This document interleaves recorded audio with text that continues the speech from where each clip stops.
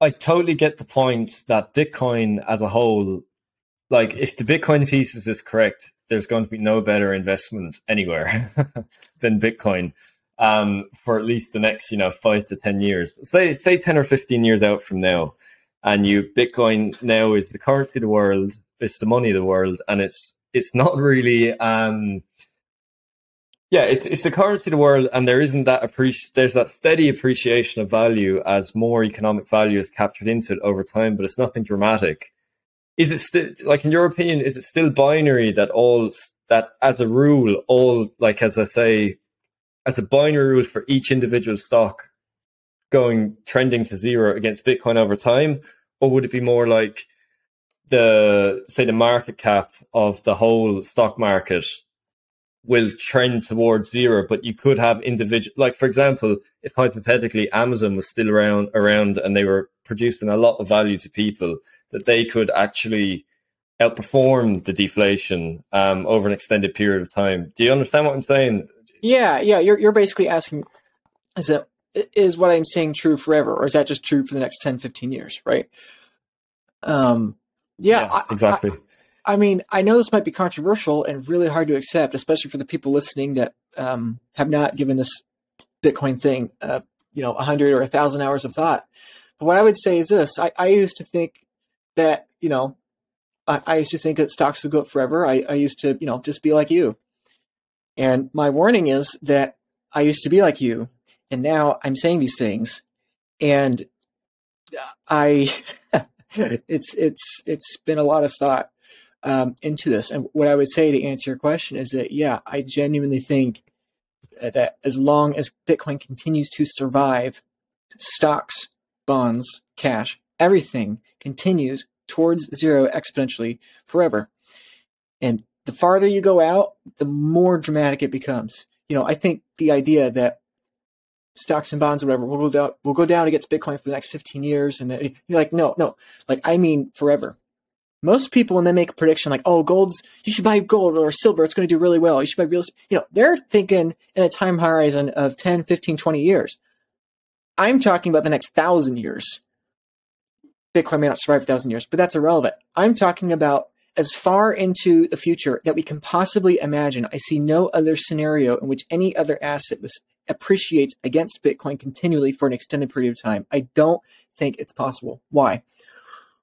Well, you alluded, first of all, to the idea of Amazon's around in the future. Like, I mean, sorry to burst the average person's bubble, but Amazon probably won't survive another century. Every conglomerate or corporation or tech giant of the last, 5,000 years eventually became outdated. And again, why is that? It all comes back to technology. Eventually, Amazon will get so big and so bloated and so profitable that they don't innovate, they don't, reinvest properly, or mismanagement or whatever it is. And eventually some competitor with a great enough incentive will begin to take away market share from Amazon. And, so eventually every company in the stock market today, it's going to roll over into some new tech conglomerate, tech monopoly. So that's the first thing that should be said. But why fundamentally do I think that the stock market as a whole will go down? Well, the reason for that is because in the future world, if we assume that the world continues, the problem is that margins get squeezed tighter and tighter as the globe becomes has a higher and faster rate of communication, as the market becomes only more efficient. Just, technically speaking, margins have to continue to decline. And so, in the future, why on earth would you hold a piece of paper share promise equity within a given jurisdiction of a local government? And we know governments don't keep their promises. We know CEOs don't keep their promises. Why would you hold a paper intangible security of a corporation where you have to rely on their cash flows and their CEO not being caught up in some sort of, money laundering thing? And, basically you are buying a promise, a piece of paper of equity in a company that has counterparty risk. And sure, you might make money. That company might outperform, the deflationary money stock of the world, which I'm arguing is Bitcoin. It might do well for a while, sure. Definitely the last year is an example of how many stocks have not crashed 60, 70% like Bitcoin has. However, it should be noted, a lot of stocks have done worse, actually. Take Netflix or Facebook, for example. It's already happening. Stocks are down farther to Bitcoin in the last year, and they went up less than Bitcoin did in 2020 and 2021.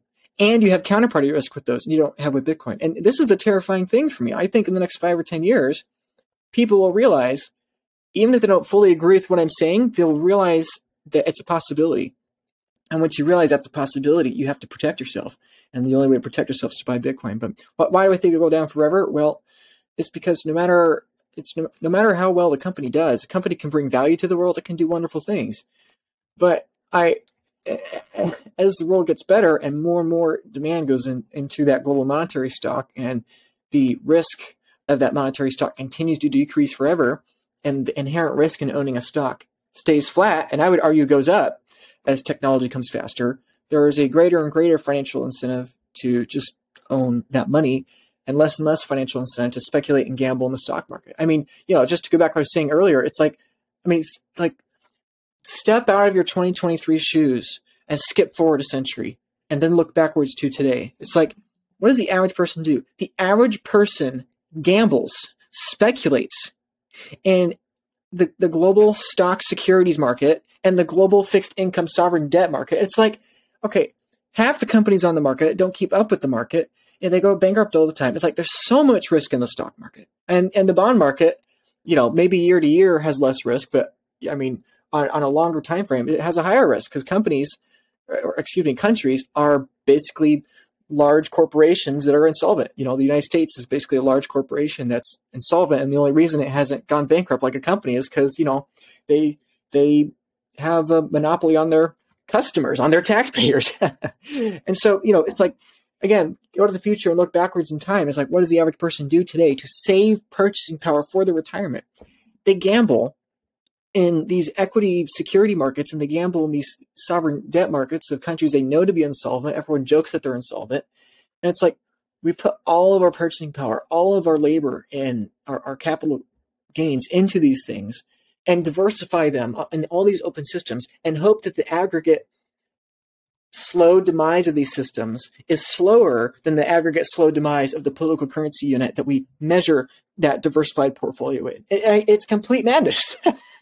It's completely insane, and like I was explaining to someone recently, it's like being a horse breeder trying to breed the perfect horse. It's like, that's what you do when you have a diversified portfolio. If we have this percentage of bonds and this percentage of stocks and this percentage of commodities and cash and whatever, it's so much work. You have to pay somebody 2% every year to manage the darn thing, and then you have to time when you get in and time when you get out, and it's like it's so much work, it's so much effort, and it's so complicated. And all you're trying to do is make the perfect money. If we follow this equation of diversification, then we can get a perfect conglomerate that basically acts as money that continues to hold and hopefully increase its purchasing power as a function of time. And what is Bitcoin? Well, Bitcoin is that. It is what that diversified portfolio is trying to do, but except better, infinitely better, because it's a closed system and because it absorbs productivity gains and because it doesn't have the openness of that system where there's an increasing supply. Bitcoin does exactly what a diversified portfolio is going to be. And so the funny thing is, today people ask me all the time, how should I put Bitcoin in my diversified portfolio and blah, blah, blah. And it's like, it's good. They're curious, but it's so frustrating because it's like, you fail to realize Bitcoin is not a given percentage of an allocation in your portfolio so that you can, make your best compound, blah, blah, blah, blah, blah. It's like, no. Bitcoin is what makes that entire idea irrelevant. It's like saying, how do I, this locomotive thing's cool. How do I put a steam engine in my horse? It's like, people ask that question and they're genuinely curious, but they don't realize how nonsensical it is. It's like, no, this isn't something you incorporate into your worldview. This is a completely different worldview, and they inherently only one can survive. Maybe we're wrong about Bitcoin. Maybe it dies and the world continues as it has for thousands of years.